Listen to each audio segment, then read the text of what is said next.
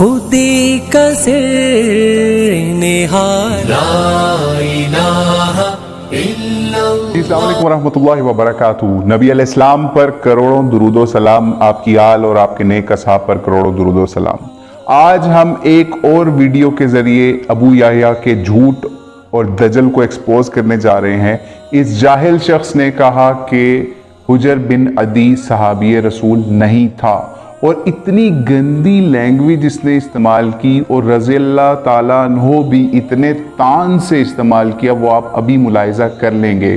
بار بار کہتا رہا حجر بن عدی صحابی نہیں تھا، جبکہ آپ خود ملاحظہ کریں گے کہ اس نے کتنی گھٹیا زبان کا استعمال کیا۔ پہلے اس کی گھٹیا زبان ملاحظہ کر لیں، پھر ہم آپ کو ثبوت پیش کرتے ہیں، ان کے گھر سے ثبوت پیش کرتے ہیں کہ حجر بن عدی کیا تھا۔ تو حجر بن عدی کے بارے میں سب سے پہلے تو یہ دیکھنا ہے کہ کیا یہ صحابی تھا یا نہیں تھا۔ حجر بن عدی کے بارے میں ان کا صحابی ہونا ثابت نہیں ہے۔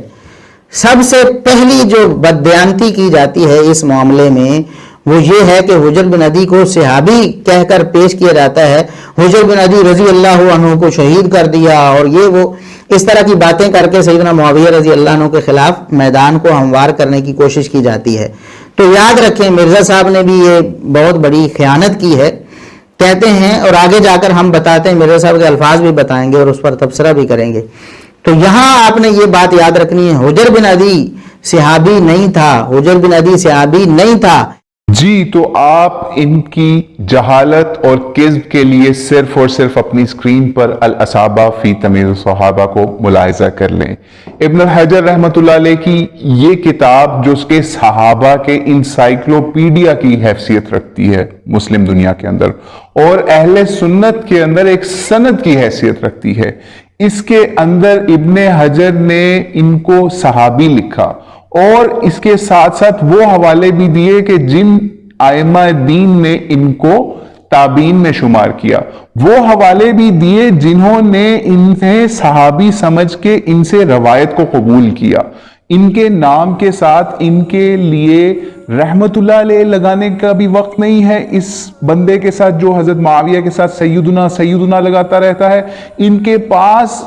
رضی اللہ تو دور کی بات، رحمت اللہ علیہ لگانے کا بھی وقت نہیں ہے، جو کہ یہ یزید بن معاویہ کے ساتھ رحمت اللہ علیہ لگاتے رہتے ہیں۔ تو اللہ سے ڈر جانا چاہیے ان دجل و فریب کرنے والوں کو، یا پھر الاصابہ ابن حجر جیسے بڑے بڑے لوگوں کی کتابوں کو، جنہیں یہ اپنا امام سمجھتے ہیں، جنہیں یہ اپنی یادگار سلف سمجھتے ہیں، جن کو یہ سند سمجھتے ہیں، ان کی کتابوں کو آگ لگا دینی چاہیے، جو کہ حضرت معاویہ کے اس ظلم کو اپنی کتاب میں درج بھی کر رہے ہیں، ایکسپوز بھی کر رہے ہیں، حضرت عائشہ کا بھی بتا رہے ہیں، حضرت ابن عمر کا بھی بتا رہے ہیں کہ وہ حجر بن عدی کے شہادت کے اوپر اور معاویہ کی اس آرڈر کے اوپر کتنا وہ ناراض ہوئے۔ اگر یہ لوگ ناراض ہو رہے ہیں، عائشہ بھی، ابن عمر بھی، حضرت معاویہ کے اس اقدام کے اوپر جو انہوں نے حجر بن عدی کو قتل کرنے کے آرڈر پر دیا، اور الاصابہ کے اندر اس کو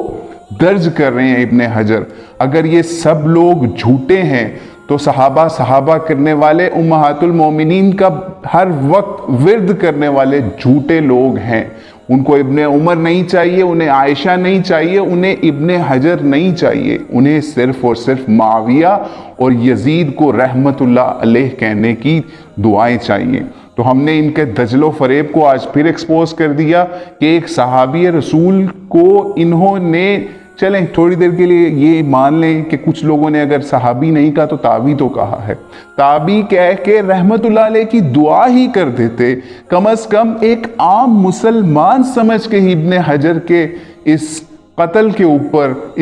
ان بیچاروں کی مظلومانہ شہادت کے اوپر آنسو نہیں تو کم سے کم ان کے لیے رحمت کی دعا ہی کر لیتے۔ ہمیں ان کی رحمت کی دعاؤں کے لیے آپ کی زبان کی محتاجی نہیں ہے، لیکن آپ کو ایکسپوز کرنا اس وقت کی اہم ضرورت ہے، کیونکہ آپ دجل و فریب سے اپنے ان ائمہ سے بھی آنکھیں چرا رہے ہیں جن کی کتابیں آپ کے لیے کسی وقت سند ہوتی تھی، لیکن آج وہی جاہل لوگ ہیں جنہوں نے ان کو صحابی لکھا ہے، اور آپ جاہلوں کی طرح لوگوں کو علم چھپا چھپا کر اپنی مرضی کا علم دکھا رہے ہیں۔ السلام علیکم ورحمۃ اللہ وبرکاتہ۔ سبحان ربك رب العزة عما يصفون وسلام على المرسلين والحمد لله رب العالمين۔